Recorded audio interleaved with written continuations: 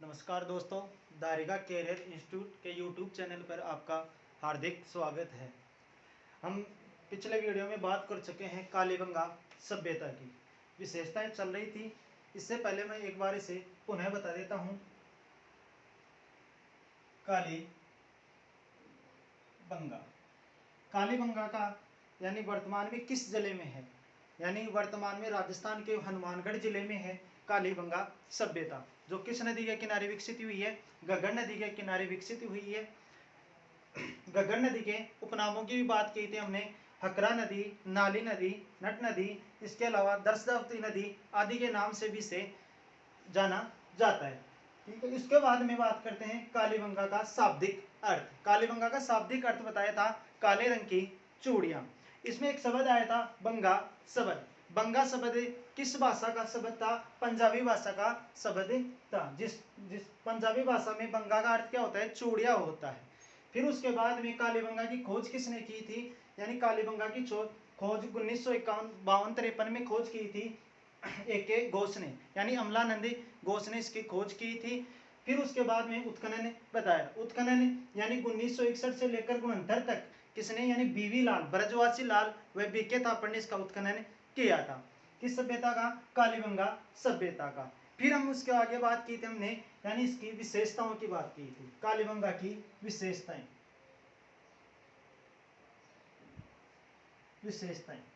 पहली विशेषता हमने देखी थी, यानी शल्य चिकित्सा के प्रमाण। शल्य चिकित्सा के प्रमाण, यानी शल्य चिकित्सा के प्रमाण की बात करें तो एक बालक की खोपड़ी में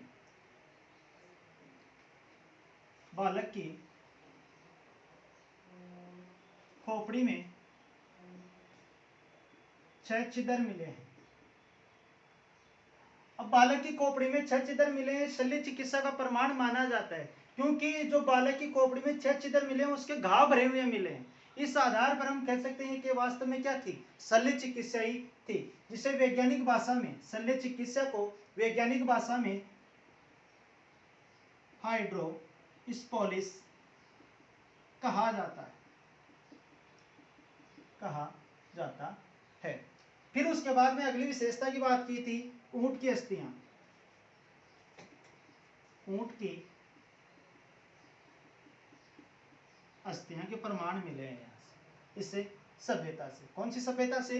कालीबंगा सभ्यता से। उसके बाद में अगली विशेषता की बात करें तो यहाँ पर भूकंप के साक्ष्य भी मिले हैं। भूकंप के साक्ष्य या प्रमाण मिले। अब भूकंप के साक्ष्य किस आधार पर? यानी कालीबंगा में जो मकान मिले हैं उन मकानों की दीवारों में क्या मिली हैं? दरारें मिली हैं। इस आधार पर हम कह सकते हैं वास्तव में क्या था? भूकंप मान सकते हैं इसे। फिर उसके बाद में अगली विशेषता थी अलंकृत ईंटों से बना फर्श भी मिला है। अलंकृत ईंटों से बना फर्श भी मिला है यहाँ से। अब इसके अलावा अगली विशेषता की बात करें तो यहीं से काष्ठ नलिका के अवशेष मिले हैं। काष्ठ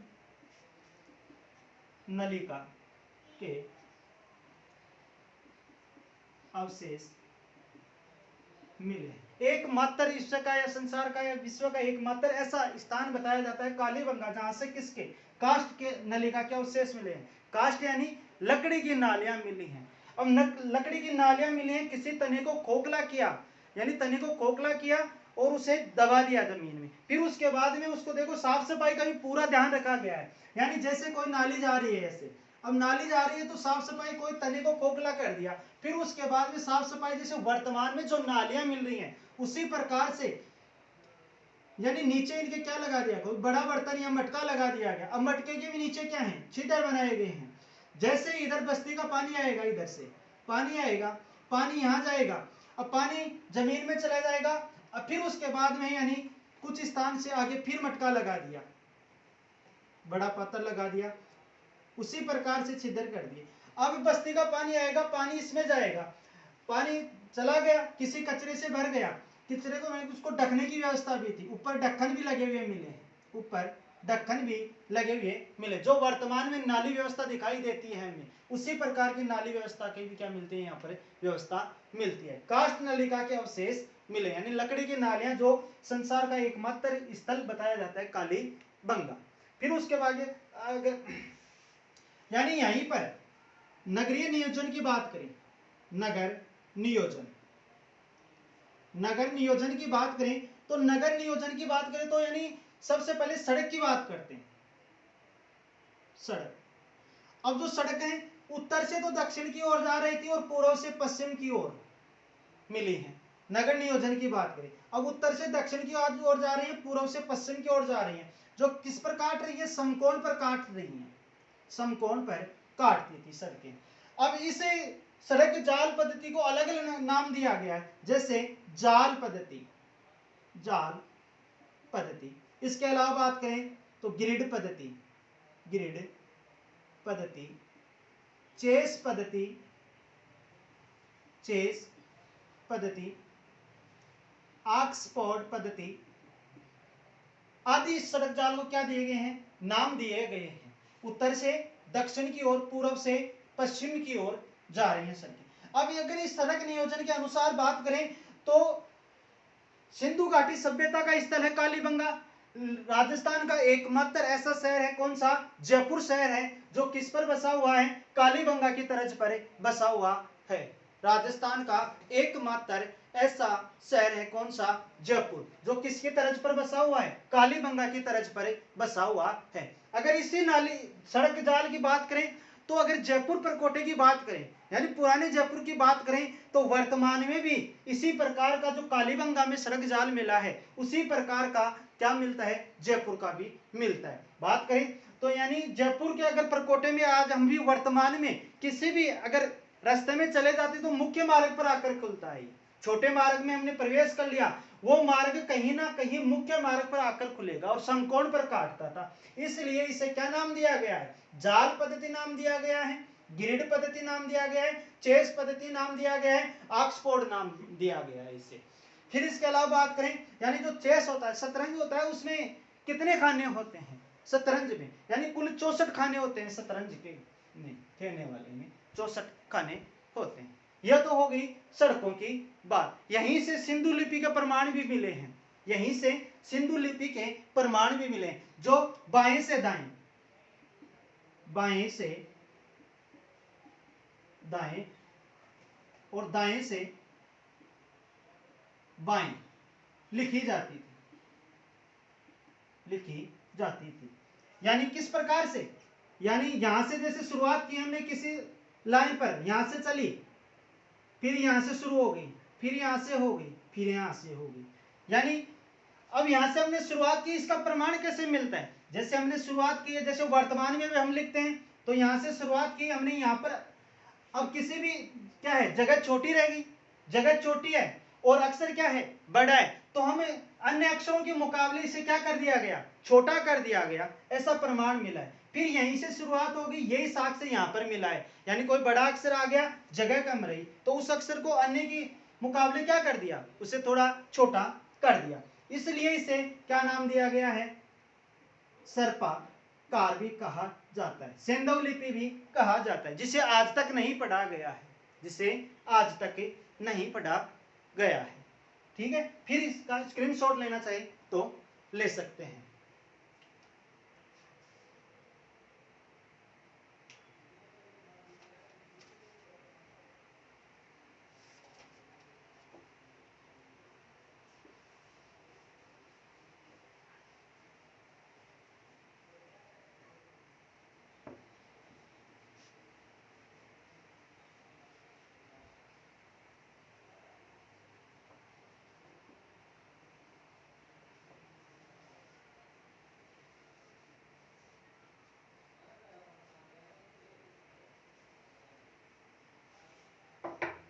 अगली विशेषता की बात करते हैं कालीबंगा की। अगली विशेषता आती है, यानी यहीं से प्रतीकात्मक कब्रें मिली हैं, प्रतीकात्मक कब्रें मिली हैं, प्रतीकात्मक कब्रें मिली हैं, जिन्हें क्या नाम दिया गया था, चिरायु नाम दिया गया है, चिरायु नाम दिया गया है। फिर अगली विशेषता की बात करते हैं, तो अगली विशेषता आ जाती है, यानी कई बार क्वेश्चन पूछ लेते हैं, कालीबंगा सभ्यता पितृसत्तात्मक थी, मात्र सत्तात्मक थी, तो कैसी थी? मात्र सत्तात्मक सभ्यता थी, मात्र सत्तात्मक सभ्यता थी। मात्र सत्तात्मक कैसे? यानी एक व्याघ्र चिता के ऊपर क्या मिले हैं? महिलाओं का अंकन मिला है, जिसे कुमार देवी के नाम से पुकारा गया है। इसके अलावा बात करें तो यानी मात्र यानी नारियों की अहम भूमिका थी, नारियों का अहम भूमिका थी, अग्नि वेदिकाएं मिली हैं, ठीक है। इसके अलावा बात करें नगरीकरण की, यानी एक तो ग्रामीण थी, अगली विशेषता आती है ग्रामीण थी या नगरीय थी, तो कैसी सभ्यता थी? नगरीय सभ्यता थी, नगरीय सभ्यता थी। अब नगरीय सभ्यता की बात करें तो सिंधु घाटी सभ्यता के जितने भी स्थल हुए हैं लगभग में क्या मिले हैं? 2 दुर्ग मिले हैं। नगर नियोजन यानी दुर्गों की बात करें तो 2 दुर्ग मिले हैं, एक तो आता है रंगपुर और एक है जूनीकर। वहां पर क्या मिले हैं? 3 टीलों में विभक्त मिला है, 3 टीलों में विभक्त मिला है।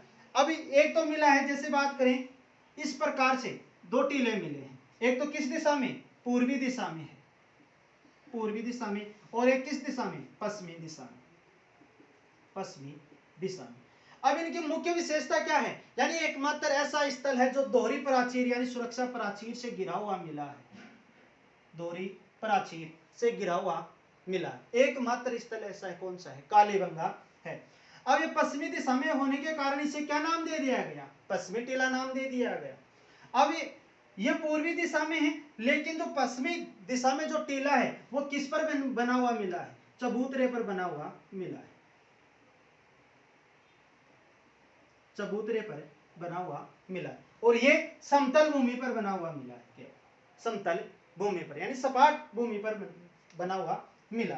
अब पश्चिमी दिशा में होने के कारण पश्चिमी टीला नाम दे दिया गया इसे। इसके अलावा यानी इस टीले की बात करें तो किस काम के लिए थे? निजी आवास के लिए काम में आते थे, निजी आवासीय टीला भी कहा जाता है इसे। इसके अलावा इसे अब देखो इसे ऊपरी टीला भी कहा जाता है, ऊपरी टीला भी कहा जाता है। ऊपरी टीला किस लिए नाम दे दिया गया? यानी पूर्वी टीले की अगर तुलना करते हैं तो यह टीला इससे क्या है? ऊपर बना हुआ है, क्यों? क्योंकि चबूतरे पर बना हुआ था, इसलिए इसे ऊपरी टीला भी नाम दिया गया। इसकी बात करें तो पूर्व दिशा में होने के कारण इसे क्या नाम दे दिया गया? पूर्वी टीला नाम दे दिया गया इसे। और इसे क्या नाम दे दिया गया? निचला टीला नाम दे दिया गया। निचला क्यों दे दिया गया? क्योंकि ये समतल इससे क्या है? नीचा है, तो निचला टीला भी इसे कहा जाता था। इसके अलावा ये किस काम में आते थे? ये तो सॉरी भाई, यहाँ पर निजी आवास नहीं, सार्वजनिक आवासीय थे, ये सार्वजनिक आवासीय थे। और ये किस काम के लिए थे? निजी आवास के लिए, निजी आवास के लिए थे, निजी आवास के लिए थे। अब इनको ये नाम दे दिए गए, ये दुर्ग नियोजन पद्धति मिली है। कालीबंगा की सबसे बड़ी विशेषता, एकमात्र ऐसा स्थल है जिसके दोनों टीले किससे मिले हुए हैं? सुरक्षा प्राचीर से घिरे हुए मिले हैं। जैसे अन्य की बात करेंगे, अन्य स्थलों में, तो ये जो पूर्वी टीला है ये किससे घिरा हुआ नहीं मिला है? सुरक्षा प्राचीर से घिरा हुआ नहीं मिला है अन्य स्थलों में। केवल कौन सा टीला मिला है? पश्चिमी दिशा का टीला ही मिला है। अब ये अगर इस सुरक्षा प्राचीर की बात करें तो सुरक्षा प्राचीर यानी दोहरा प्राचीर की क्या आवश्यकता थी? क्योंकि हमने एक देखो एक यहाँ पर क्या लिखा है, सार्वजनिक आवास से टीला भी कहा जाता है। सार्वजनिक में क्या होंगे? यानी राजा क्या करेगा? बस्ती को संबोधन करेगा, तो क्या करेंगे? व्यक्ति, समुदाय, संगठन होंगे, एक जगह होंगे, तो बाहरी आक्रमण के बचाव के लिए ये दोहरी प्राचीर ऐसे माना जाता था।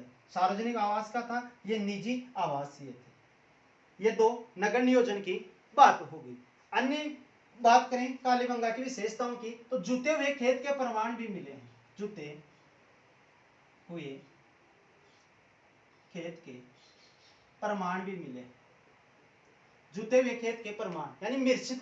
अब जुते हुए खेत के प्रमाण मिले हैं, एकमात्र ऐसा स्थल है जिसमें किस प्रकार से यानी मिश्रित कृषि के अवशेष मिले हैं। जैसे कोई खेत है इस प्रकार से, अब उसमें अनाज बो दिया, इस प्रकार से अनाज बो दिया, फिर उसके बाद में क्या किया गया है? जैसे हमें वर्तमान में हमारे क्या बोलते हैं, जैसे हमने चना बो दिया, चना के बाद में हम क्या कर देते हैं? जैसे आड़ बोलते हैं उनको। इस प्रकार से क्या मिले? खेत मिले हैं यहाँ पर। इसके अलावा अगली विशेषता की बात करें तो आती है अगली विशेषता कालीबंगा की, यहीं पर अलंकृत ईंटों से हो गया, यानी यहाँ पर मर्द भांड मिले हैं, मर्द भांड मिले, मर्द भांड मिले हैं, जो किस रंग के होते थे? लाल रंग के होते थे, लाल रंग के होते थे, जिन पर किसका? काले रंग का, काले रंग का ज्यामितीय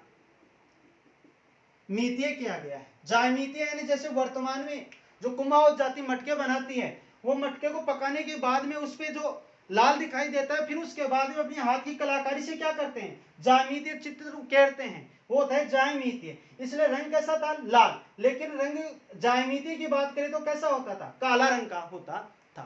ठीक है। फिर इससे बाद में अगली विशेषता की बात करें तो कालीबंगा में ही 1985-86 में यहाँ पर किसकी एक संग्रहालय की स्थापना की गई थी? राजस्थान सरकार द्वारा संग्रहालय की स्थापना की गई यहीं पर। यानी जो स्थल से जो मिलता है खुदाई में, इसके क्या करने के लिए? सुरक्षित रखने के लिए यहीं पर क्या किया गया था कि यानी 1985-86 में राजस्थान सरकार द्वारा एक संग्रहालय की स्थापना भी की गई थी। स्क्रीनशॉट लेना चाहें तो ले सकते हैं।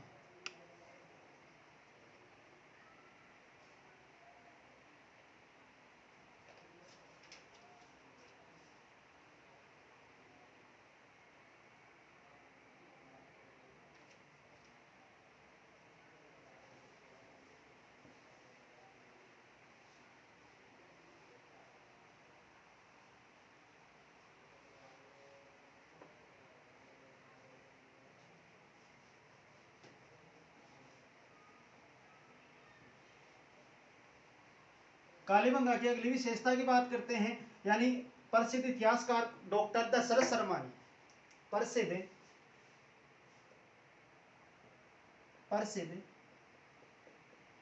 इतिहासकार डॉक्टर दशरथ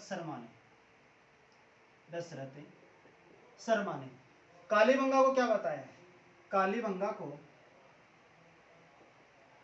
कालीबंगा को सिंधु सभ्यता की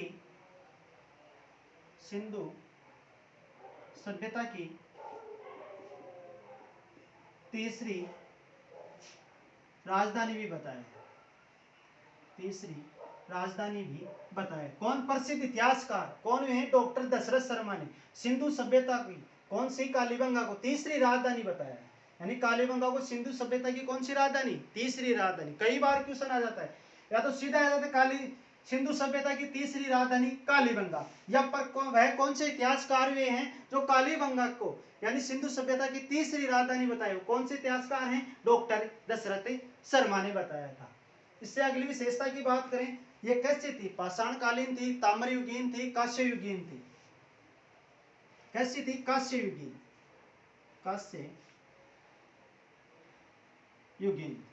यह सभ्यता कैसी थी? कांस्ययुगीन। यानी किसके साथ में? देखो तांबे का प्रयोग हो रहा है, लोहे का कहीं पर भी अभी उल्लेख नहीं मिला है, तांबे का प्रयोग हो रहा है। अब तांबे का प्रयोग हो रहा है तो तांबे तो काम में लिया ही लिया जा रहा, तांबे के साथ साथ में किसका? तांबा प्लस टिन बराबर कांसा, यानी तांबा और तांबा के साथ में क्या? टिन, इनको मिलाकर क्या बन जाता है? कांसा। तो यह सभ्यता क्या कैसी थी? कांस्ययुगीन सभ्यता थी।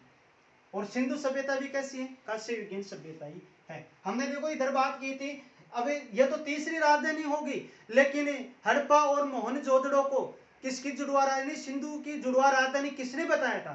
तो कौन थे? पिगट महोदय ने बताया था। पिगट महोदय ने बताया। ये तो थी कालीबंगा की विशेषताएं। ठीक है। प्रतीकात्मक कब्रें मिली हैं, अन्य बहुत सारे तथ्य भी मिले हैं। अन्य यानी जो मुख्य विशेषताएं हैं वो आपको संपूर्ण बता दी गई हैं। एक तो इस चीज का ध्यान रखना है, एक तो यानी वह कौन सा शहर है जो कालीबंगा की तर्ज पर बसा हुआ है? कौन सा है? जयपुर शहर है। एक विशेषता बताई थी, प्रतीकात्मक कब्रें हैं जिन्हें क्या नाम दिया गया था? चिरायु नाम दिया गया था। कैसी सभ्यता थी? कांस्ययुगीन थी। मात्र शतात्मक थी या पितर शतात्मक थी? तो कैसी थी? यानी मात्र शतात्मक। आगे पढ़ेंगे पितर शतात्मक भी आएंगी। इसके अलावा अन्य विशेषताओं की बात करें तो काले रंग, लगभग क्वेश्चन तो यहीं से, कालीबंगा का शाब्दिक अर्थ क्या होता है, राजस्थान पुलिस में क्वेश्चन आया हुआ है ये, यानी राजस्थान का वह कौन सा शहर है जो कालीबंगा की तर्ज पर बसा हो। अब जयपुर के अलावा बात करें हम, हमारे जहां पर हम क्लास ले रहे हैं, यह शहर श्री माधोपुर भी किस पर बसा हुआ है, इसी कालीबंगा की तर्ज के ऊपर ही बसा हुआ। अगर श्री माधोपुर के परकोटे की बात करें तो यानी जयपुर और श्री माधोपुर में इतना ही अंतर है क्योंकि यहाँ की जो रास्ते हैं वो क्या हैं, सकरे हैं, जयपुर वाले क्या हैं, थोड़े चौड़े हैं। इस कारण से श्री माधोपुर का उदाहरण भी मिलता है। श्री माधोपुर के परकोटे में हम किसी भी रास्ते में एंटर हो जाते हैं, वो कहां पर आकर खुलता है, मुख्य मार्ग पर आकर ही खुलेगा। यह तो थी किसकी विशेषताएं, कालीबंगा की विशेषताएं। यह आपकी कौन सी सभ्यता हो गई है, कालीबंगा सभ्यता। इसके बाद में स्क्रीनशॉट लेना चाहे तो ले सकते हैं। इसके बाद में अगली सभ्यता की बात करते हैं।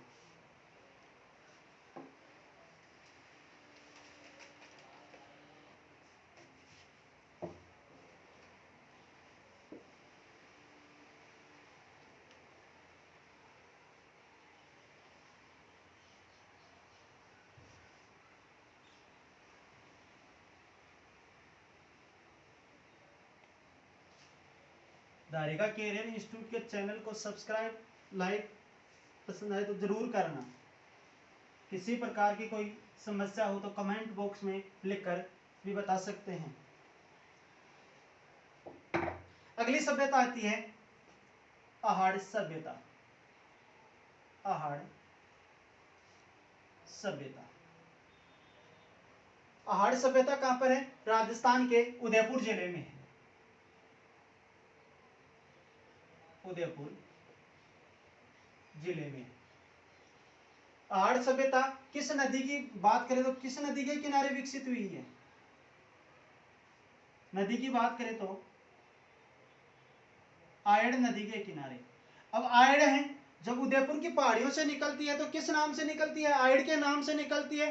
फिर उसके बाद में है आयड़ किस में, उदय सागर झील में गिरने के बाद में, यानी उदय सागर में झील में गिरने के बाद में इसका नाम क्या हो जाता है, बेड़ज हो जाता है, बेड़ज नाम हो जाता है। तो किस नदी के किनारे विकसित हुई है, आयड़ या बेड़ज नदी के किनारे यह सभ्यता विकसित हुई है। आहड़ का प्राचीन नाम की बात करें, प्राचीन नाम, प्राचीन नाम, प्राचीन नाम क्या था, ताम्रवती, ताम्रवती नाम था। अगली विशेषता, अगली बात करें इसकी खोज, आहड़ सभ्यता की खोज। आहड़ सभ्यता की खोज कब हुई, 1953 में। किसके द्वारा की गई थी, अक्षय कीर्ति व्यास के द्वारा, अक्षय कीर्ति व्यास के द्वारा इसकी क्या की गई थी, खोज की गई थी। कौन सी सभ्यता की, आहड़ सभ्यता की। अब बात करते हैं किसकी, उत्खनन। उत्खनन, अब उत्खनन 1956 में, 1956 में R C. Agarwal, R C. Agarwal, R C. Agarwal का पूरा नाम था रतन चंद्र अग्रवाल था। ठीक है, कब हुई है, यानी उत्खनन 1956 में। लेकिन इस सभ्यता का पुनः उत्खनन भी हुआ है, पुनः उत्खनन, पुनः उत्खनन कभी 1962 में। अब 1962 में किसके द्वारा किया गया था, एच डी सांकलिया के द्वारा, हसमुख धीरज सांकलिया के द्वारा इसका क्या किया गया था, पुनः उत्खनन किया गया था। जो कहाँ के, यानी पूना विश्वविद्यालय के, पूना विश्वविद्यालय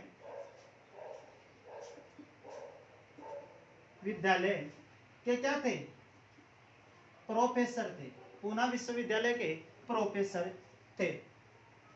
पुनः उत्खनन कब, 1962 में, किसके द्वारा, एच.डी. सांकलिया के द्वारा, जो पूना विश्वविद्यालय के क्या थे, प्रोफेसर थे। फिर उसके बाद में बात करते हैं, यानी आहड़ सभ्यता उदय कहां पर है, उदयपुर जिले में है, राजस्थान के। किस नदी के किनारे विकसित हुई है, आयड़ नदी। आयड़ नदी उदय सागर झील में गिरने के बाद में किस नाम से हो जाती है, बेड़ज के नाम से जानी जाती है। फिर उसके बाद में आहड़ सभ्यता की खोज किसने की थी, यानी 1953 में अक्षय कीर्ति व्यास ने इसकी क्या की थी, खोज की थी। फिर बात करते हैं उत्खनन। उत्खनन 1956 में किसके द्वारा? आर.सी. अग्रवाल के द्वारा किया गया था। आर.सी. अग्रवाल का पूरा नाम था रतन चंद्र अग्रवाल था। अब पुनः उत्खनन कब किया गया? 1962 में। किसके द्वारा? एच.डी. सांकलिया के द्वारा किया गया था, जो किस विश्वविद्यालय के प्रोफेसर थे? पूना विश्वविद्यालय के प्रोफेसर थे। अब बात करते हैं इसकी विशेषताएं। आहड़ का प्राचीन नाम क्या था? ताम्रवती नाम था। अब आती है किसकी? आहड़ सभ्यता की विशेषताएं। स्क्रीनशॉट लेना चाहे तो ले सकते हैं।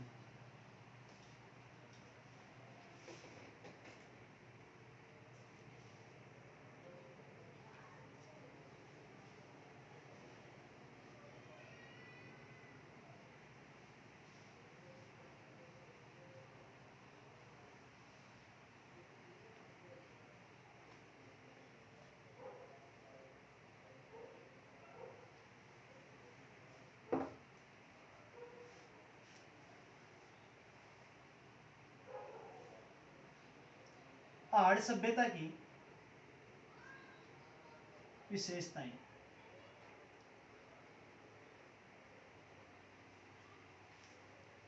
आहड़ सभ्यता की विशेषताएं। पहली विशेषता की बात करते हैं। अब आहड़ सभ्यता को स्थानीय भाषा में क्या कहा जाता है? स्थानीय भाषा में, स्थानीय भाषा में इसे धूलकोट के नाम से भी जाना, धूलकोट के नाम से भी जाना जाता है या पुकारते हैं। किस सभ्यता को? आहड़ सभ्यता को। अभी दूसरी विशेषता की बात करें, आहड़ सभ्यता है। आहड़ सभ्यता किस घाटी क्षेत्र में? बनास घाटी क्षेत्र में। बनास घाटी क्षेत्र में स्थित होने के कारण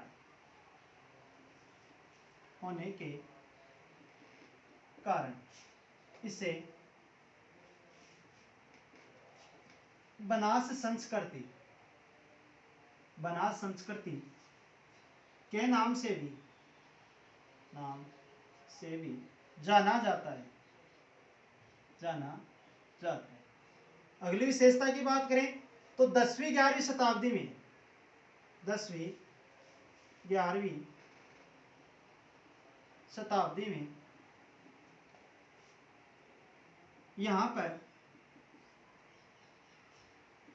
अघाटपुर दुर्ग होने के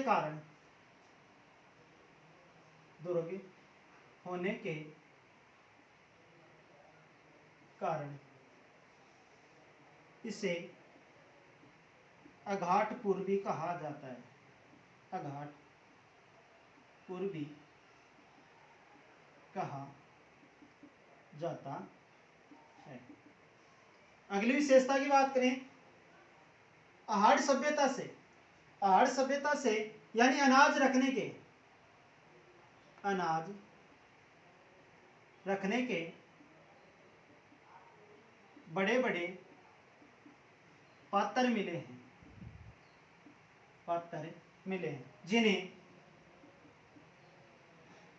जिन्हें गोरेया कोट कहा जाता है। क्या कहा जाता है? गोरेया कोट कहा जाता है। कहीं कोट भी मिलेगा, कहीं कोट मिलेगा, गोरे भी मिलेगा। गोरेया कोट कहा जाता था। इन बड़े बड़े पात्रों को अनाज रखने के लिए थे। अभी अगली विशेषता की बात करें, अगली विशेषता की एक बार क्वेश्चन आया था महिला सुपरवाइजर में या ग्राम सेवक में, क्वेश्चन आया था कि आहड़वासी पक्के मकान में रहते थे या कच्चे ईंट के बने मकानों में रहते थे, किस प्रकार के मकानों में रहते थे? तो बात करते हैं तो किस प्रकार के, यानी पत्थर के बने मकानों में रहते थे। पत्थर के बने मकानों में रहते। क्वेश्चन आया था, यानी निम्न में से एक सुमेलित नहीं है, ऐसे पूछा था। यह विशेषताएं डाल रखी थी। कच्चे ईंट के बने मकानों में रहते थे, पत्थर के बने मकानों में रहते थे, तांबे का या लोहे का काम में लेते थे, इस प्रकार से पूछा गया था। तो किस प्रकार के, यानी आहड़वासी यानी पत्थर के बने मकानों में रहते थे। अगली विशेषता की आपको देखो दो चीजें मिलेंगी। एक तो आता है, अक्सर क्वेश्चन यहीं से उठाते हैं, हार्ड से पूछते हैं, तो एक तो आता है ताम्र नगरी आता है, और एक आता है ताम्र जननी। ताम्र जननी, दोनों में बहुत अंतर है। ताम्र नगरी की बात करें तो किसे कहा जाता है? पहाड़ सभ्यता को कहा जाता है। ताम्र नगरी या तांबा वाली कहा जाता है, तांबा वाली कहा जाता है। अब बात करें ताम्र नगरी क्यों कहा जाता है? क्योंकि पहाड़ सभ्यता में तांबे का व्यापक मात्रा में प्रयोग होने के कारण इसे क्या कहा जाता है? तांबा वाली या ताम्र नगरी कहा जाता है। लेकिन एक शब्द और लिखा है हमने, कौन सा लिखा है?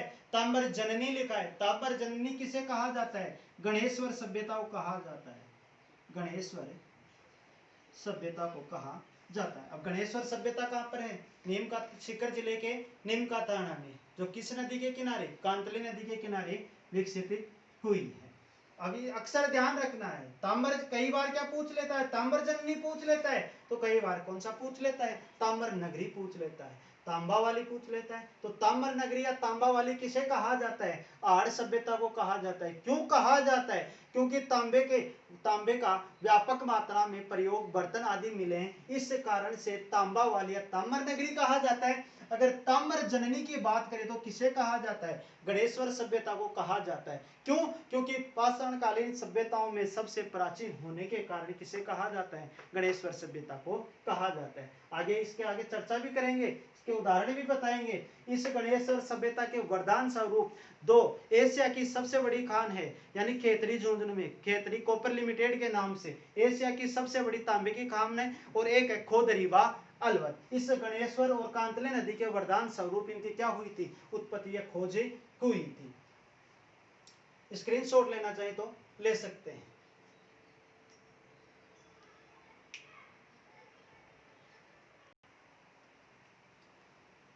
यानी आर्य सभ्यता की विशेषताएं देख रहे थे। स्थानीय भाषा में क्या कहा जाता है? धूलकोट कहा जाता है।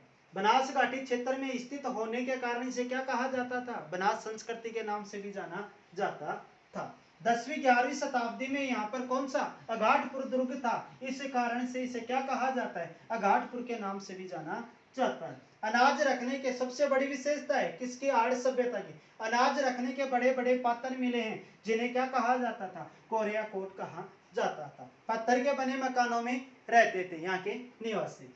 फिर हमने बात की थी ताम्र नगरी या तांबा वाली किसे कहा जाता है? आर्य सभ्यता को कहा जाता है। और ताम्र जननी किसे कहा जाता है? गणेश्वर सभ्यता को कहा जाता है। अगली विशेषता की बात करते हैं।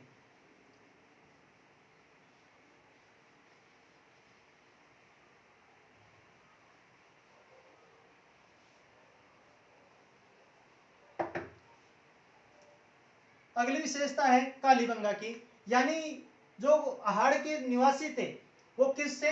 चावल से, तो चावल से तो परिचित थे, लेकिन चांदी से अपरिचित, चांदी से अपरिचित थे। यानी यहाँ के जो निवासी थे, लगभग 8 स्तर मिले हैं इस सभ्यता के, 8 स्तर मिले हैं। चावल से तो क्या थे? परिचित थे, लेकिन चांदी से क्या थे? अपरिचित थे। क्यों? क्योंकि लगभग ये पूछ लेते हैं तो हम क्या कर देते हैं? चांदी से भी परिचित थे। क्यों? क्योंकि चांदी की जावर की जो कान है उदयपुर में राणा लाखा के काल में उत्पत्ति, लेकिन ये तो किसकी बात हो रही है? ईसा के पूर्व के जन्म की बात हो रही है। तो किससे? चावल से तो परिचित थे, लेकिन चांदी से अपरिचित थे। इसके अलावा बात करें इस सभ्यता के बर्तनों को देखकर, बर्तनों को देखकर ऐसा प्रतीत होता है कि इस सभ्यता में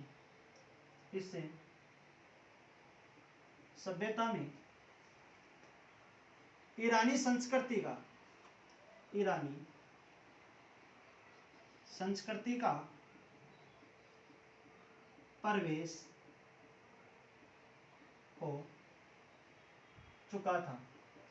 अब जो बर्तन मिले हैं यहाँ से, अब इनकी तुलना करते हैं तो जो ईरानी संस्कृति के जो सभ्यता में जो बर्तन, जो वस्तुएं या उपकरण मिले हैं वो कहाँ से मिल रहे हैं? आड़ से मिल रहे हैं। तो हम ऐसे तुलना कर सकते हैं कि आड़ वासियों का किन से भी संपर्क था, ईरान वासियों से भी इनका क्या था? संपर्क था।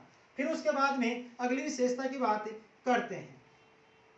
अगली विशेषता आ जाती है इसमें, यानी इस संस्कृति में अंतिम चरणों में किसका? लोह संस्कृति का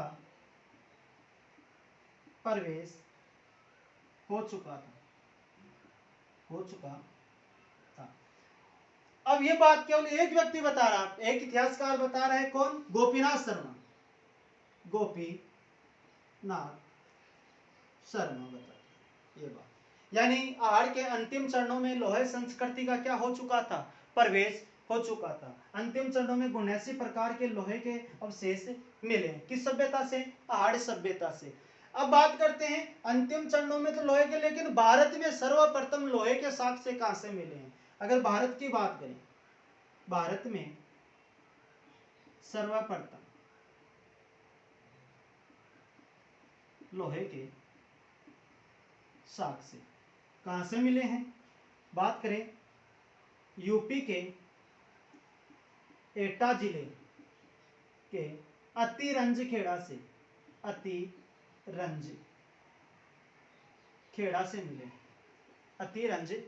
से मिले। यानी भारत में लोहे के सर्वप्रथम साक्ष्य की बात करें तो यूपी के एटा जिले के अतिरंज खेड़ा से मिले सर्वप्रथम साक्ष्य। लेकिन साहित्य में बात करें, साहित्य में सर्वप्रथम उल्लेख कहाँ मिलता है? साहित्य की बात करें तो सर्वप्रथम उल्लेख कहां पर मिलता है? अथर्ववेद में मिलता है। अथर्ववेद में मिलता है सर्वप्रथम। लगभग ये तो बात करें यूपी वाली की 1000 ईसा पूर्व का है। और अथर्ववेद में क्या मिलता है? सर्वप्रथम लोहे के उल्लेख मिलता है। लोहे का उल्लेख मिलता है किस रूप में? कर्षण अयस्क के रूप में मिलता है। कर्षण अयस्क के रूप में मिलता है। अब ये तो बात हुई, यानी किस सभ्यता में अंतिम चरणों में लोह संस्कृति का प्रवेश हो चुका था? आहड़ सभ्यता में। किसके अनुसार आहड़ सभ्यता में, कौन से प्रसिद्ध इतिहासकार के अनुसार अंतिम चरणों में लोह संस्कृति का प्रवेश हो चुका था? गोपीनाथ शर्मा के अनुसार। अगर भारत की बात करें, भारत के संदर्भ में, तो भारत में सर्वप्रथम लोहे के साक्ष्य कहां से? यूपी के एटा जिले के अतिरंज खेड़ा से मिले हैं, लगभग 1050 ईसा पूर्व का। लेकिन साहित्य में बात करें तो सर्वप्रथम उल्लेख लोहे का कहां पर मिलता है? अथर्ववेद में मिलता है, कर्षण अयस्क के रूप में मिलता है। यहीं पर एक बेल की मूर्ति मिली है इसी सभ्यता से। बेल की मूर्ति मिली, जिसे क्या नाम दिया गया है? बनासियल बूल नाम दिया गया है। यानी आहड़ सभ्यता से एक बेल की मूर्ति मिली है, जिसे क्या नाम दिया गया है? बनासियल बूल नाम दिया गया है। स्क्रीनशॉट लेना चाहें तो ले सकते हैं।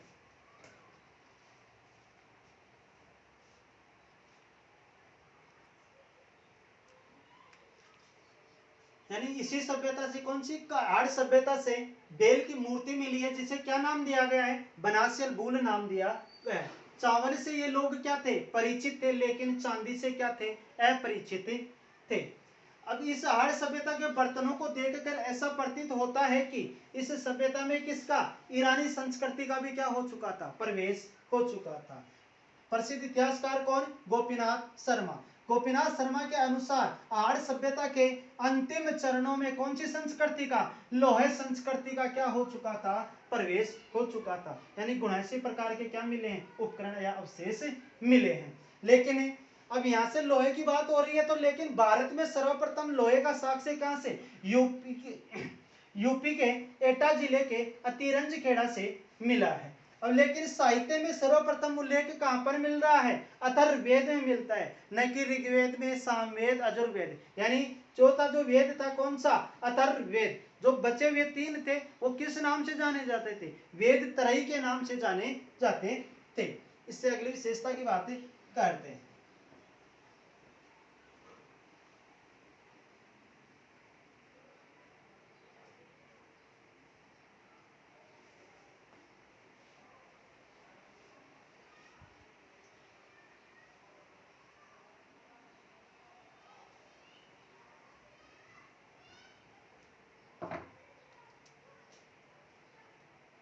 यह सभ्यता नगरीय थी, नगरीय सभ्यता कौन सी थी, कालीबंगा। यह सभ्यता कैसी थी, ग्रामीण सभ्यता थी, ग्रामीण सभ्यता थी। अब ये ग्रामीण कैसी थी, यानी हम कालीबंगा की बात करें तो सड़कों का जाल भी मिल रहा था, इसके अलावा साफ सफाई का भी ध्यान रखा गया था।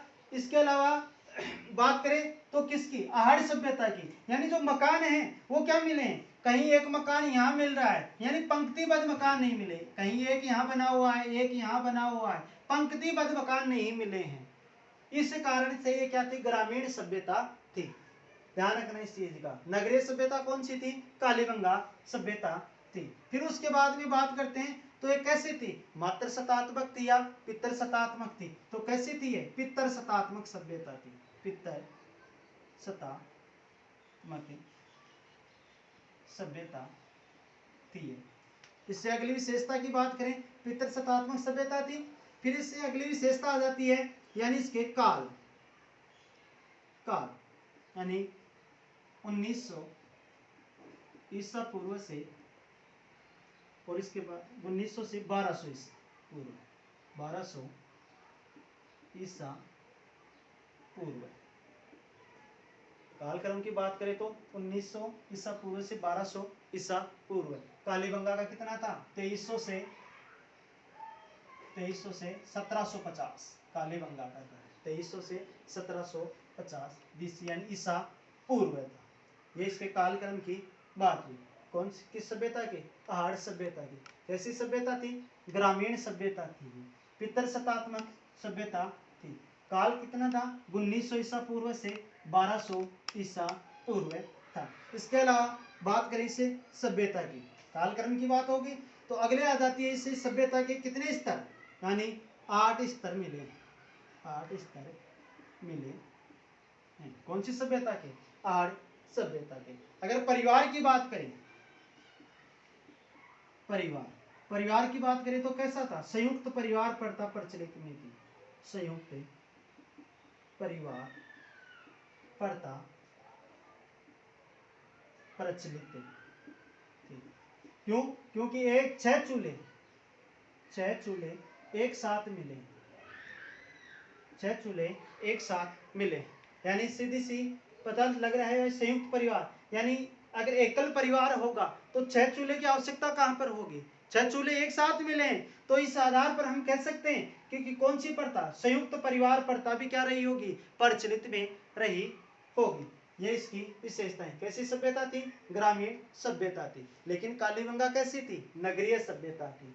अभी पहाड़ सभ्यता कैसी थी, पितृ सत्तात्मक सभ्यता है, लेकिन कालीबंगा कैसी थी, मातृ सत्तात्मक सभ्यता थी। अगर इसके काल की बात करें तो इसका कितना था, 1900 ईसा पूर्व से 1200 ईसा पूर्व है, लेकिन कालीबंगा का कितना था, 2300 से 1750 था। इसके कितने स्तर मिले हैं, 8 स्तर मिले हैं, लेकिन कालीबंगा के कितने मिले हैं, 5 स्तर मिले थे। संयुक्त परिवार प्रथा प्रचलित में थी यहाँ पर, यानी 6 चूल्हे एक साथ मिले हैं, 6 चूल्हे एक साथ मिले हैं, तो हम कह सकते हैं यहाँ पर, यानी संयुक्त परिवार प्रथा प्रचलित में रही होगी। ये किसकी विशेषताएं थी, आर्य सभ्यता की विशेषताएं थी। आज के लिए इतना ही, बाकी बची हुई चर्चाएं अगली क्लास में करेंगे। धन्यवाद।